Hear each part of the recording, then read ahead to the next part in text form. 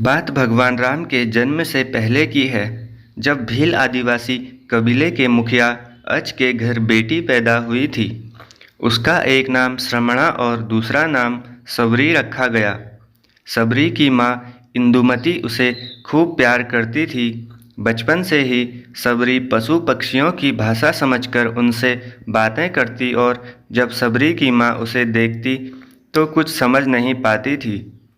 कुछ समय बाद एक पंडित ने सबरी के परिवार को बताया कि वो आगे चलकर सन्यासी बन सकती है। इस बात का पता चलते ही सबरी के पिता ने उसका रिश्ता तय कर दिया। जैसे ही शादी का दिन नज़दीक आया, सबरी के घर वालों ने खूब सारी बकरियां और अन्य जानवर घर के पास लाकर बांध दिए। एक दिन सबरी की माँ जब उसके बाल बना रही थी तो उसने माँ से पूछा, इतने सारे जानवर हमारे घर क्यों लाए गए हैं? माँ ने जवाब दिया, बेटी तुम्हारा विवाह होने वाला है, इसीलिए हम लोगों ने इनका इंतजाम बलि के लिए किया है। तुम्हारी शादी के दिन ही बलि प्रथा होगी और फिर इनसे स्वादिष्ट भोजन बनाकर सबको परोसा जाएगा। यह सब सुनकर सबरी दुखी हो गई। काफ़ी देर तक सबरी ने उन जानवरों को आज़ाद करने के बारे में सोचा। सोचते सोचते सबरी के मन में हुआ कि अगर ये जानवर यहाँ नहीं होंगे तो इनकी बलि रुक सकती है। ऐसा नहीं हुआ तो मेरे घर से कहीं चले जाने पर ही बलि रुकेगी। जब मैं ही नहीं रहूँगी तब न विवाह होगा और न ही बलि प्रथा। इससे मासूम जानवर बच जाएंगे। इसी सोच के साथ जानवरों को रखी गई जगह पर सबरी पहुंची। उसने सोचा कि उन्हें खोल देती हूँ, लेकिन वो ऐसा नहीं कर पाई। उसके बाद सबरी जंगल की तरफ भागने लगी। भागते भागते सबरी ऋषिमुख पर्वत पर पहुंच गई। वहां करीब 10,000 ऋषि रहा करते थे। सबरी को लगा कि वो भी इसी जंगल में किसी तरह ऋषि मुनियों की सेवा करके अपना जीवन जी लेगी। वो चुपचाप उसी जंगल में एक हिस्से में किसी तरह से रहने लगी। सबरी रोजाना ऋषि मुनियों की झोपड़ी के आगे झाड़ू लगाती और हवन के लिए लकड़ियाँ भी लाकर रख देती। ऋषि मुनियों को समझ नहीं आ रहा था कि जंगल में उनके काम अपने आप कैसे हो रहे हैं। एक दिन सबरी को किसी ऋषि ने देख लिया।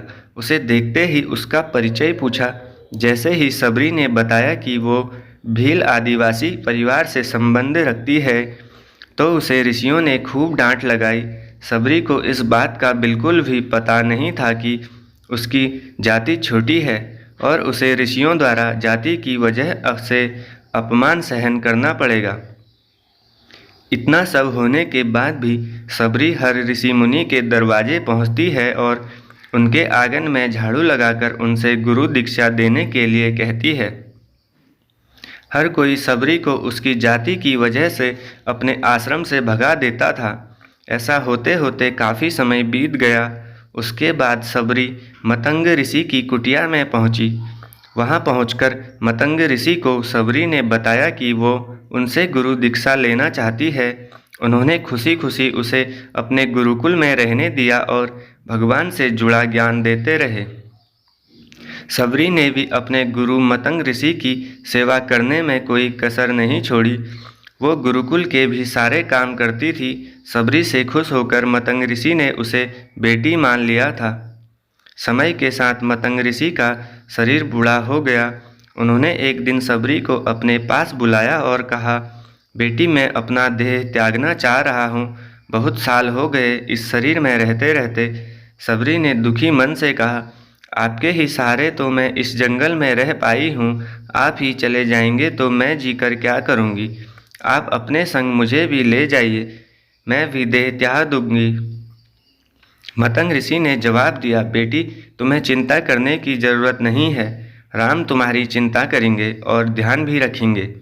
सबरी ने राम का नाम सुनने के बाद पूछा, वो कौन है और उन्हें मैं किस तरह से ढूंढूंगी?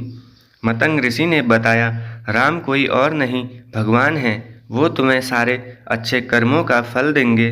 तुम्हें उन्हें ढूंढने की कोई ज़रूरत नहीं है।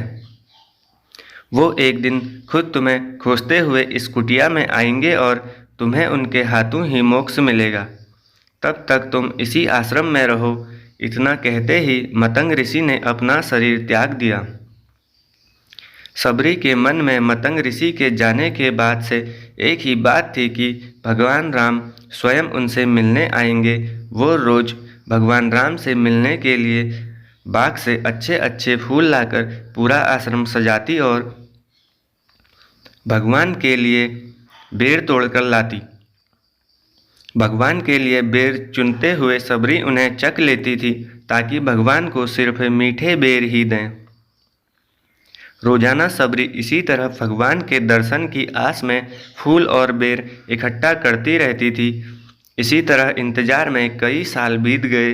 सबरी का शरीर एकदम वृद्ध हो गया। एक दिन आश्रम के पास के ही तालाब में सबरी पानी लेने के लिए गई। तभी पास के ही एक ऋषि ने उसे अछूत कहते हुए वहां से भागने के लिए कहा और एक पत्थर मार दिया। वो पत्थर जब सबरी को लगा तो उसे चोट लगी और खून बहने लगा। बहते हुए खून की एक बूंद उसी तालाब के पानी में गिर गई। तभी पूरा तालाब का पानी खून में बदल गया। ये सब होता देखकर ऋषि ने सबरी को ही डांटा और कहा कि पापिन, तुम्हारी वजह से पूरा पानी खराब हो गया। रोज ऋषि उस पानी को साफ करने के लिए अपनी कई तरह की विधियों का इस्तेमाल करते। कई सारे जतन करने के बाद भी कुछ नहीं हुआ। फिर उन्होंने गंगा जैसी कई पवित्र नदियों का जल भी उस तालाब में डाला। फिर भी तालाब का पानी साफ नहीं हो पाया और वो खून जैसे ही रहा। ऋषि मुनियों ने भगवान से भी कई अन्य जतन करवाए, लेकिन वो पानी जस का तस खून जैसा ही रहा। तब भगवान ने ऋषियों से पानी के रक्त में बदलने की कहानी पूछी। तब ऋषि ने सबरी को पत्थर मारने वाली सारी बात बता दी। उसके बाद कहा कि वो महिला ही अपवित्र है, छोटी जात की है, इसीलिए ये सब हुआ है। उसी वक्त भगवान राम ने कहा, ये सब आप लोगों के खराब वचनों से हुआ है। सबरी को इस तरह के शब्द बोलकर आप लोगों ने उसे नहीं बल्कि मेरे दिल को घायल किया है। इसी घायल दिल के रक्त का प्रतीक यह तालाब का लाल पानी है। आगे भगवान राम बोले, कहाँ है वो माई, मैं उनसे मिलना चाहता हूँ। तब तक सबरी उसी तालाब के पास पहुँच जाती है। इस दौरान सबरी के पैर को ठोकर लगती है और कुछ धूल उस तालाब में गिर जाती है। तभी सारा पानी साफ हो जाता है। भगवान सबसे कहते हैं कि देखिए, आप लोगों ने क्या कुछ नहीं किया, लेकिन पानी साफ नहीं हो पाया। अभी सिर्फ इनके पैर की थोड़ी सी धूल ने ही तालाब का पानी साफ कर दिया। भगवान राम को सबरी पहचान चुकी थी। उन्हें प्रणाम करके सबरी ने कहा, भगवान, आप मेरे साथ कुटिया में चलिए। भगवान भी खुशी खुशी सबरी के साथ चल पड़े। फूलों से सबरी ने भगवान राम का स्वागत किया। वो सीधे बेर तोड़ने के लिए बाग गई और चक चक कर उनके लिए बेर लेकर आई। उन्होंने बड़े ही प्यार से भगवान राम और उनके भाई लक्ष्मण को बेर दिए। भगवान राम ने भी उतने ही प्यार से उन बेरों को खाना शुरू किया। तभी बेर देखकर मुंह बनाते हुए लक्ष्मण ने कहा, भैया, ये बेर जूठे हैं, इन्हें आप कैसे खा सकते हैं? भगवान ने जवाब दिया, लक्ष्मण, ये जूठे नहीं बल्कि बहुत मीठे हैं। सबरी माई हम सबके लिए ये बहुत प्यार से तोड़कर लाई हैं। इतना कहकर भगवान राम प्यार से उन बेर को खाने लगे। भगवान ने जाते हुए सबरी माई से कहा, आप मुझसे जो चाहे वो मांग सकती हैं। सबरी ने कहा, उन्हें मतंग ऋषि के कहने पर मैं आज तक सिर्फ आपके दर्शन के लिए जी रही थी। अब आप मुझे मोक्ष प्रदान कीजिए, मैं अपना शरीर आपके सामने ही त्यागूंगी। उसी वक्त सबरी ने अपना शरीर त्याग दिया और भगवान राम ने अपने हाथों से उनका अंतिम संस्कार किया और सीता माँ की खोज में आगे बढ़ गए। इसी तरह से ऋषि मतंग की बात सच साबित हुई और सबरी को भगवान राम के दर्शन भी हुए। तभी से भगवान राम को सबरी के राम भी कहा जाने लगा। मित्रों, इस कहानी से हमें यह शिक्षा मिलती है कि सच्ची श्रद्धा हो तो भगवान के दर्शन जरूर होते हैं। मित्रों, आपको ये कहानी कैसी लगी? अच्छी लगी तो वीडियो को एक लाइक कर दीजिए और चैनल से जुड़ने के लिए चैनल को सब्सक्राइब कर लीजिए। धन्यवाद।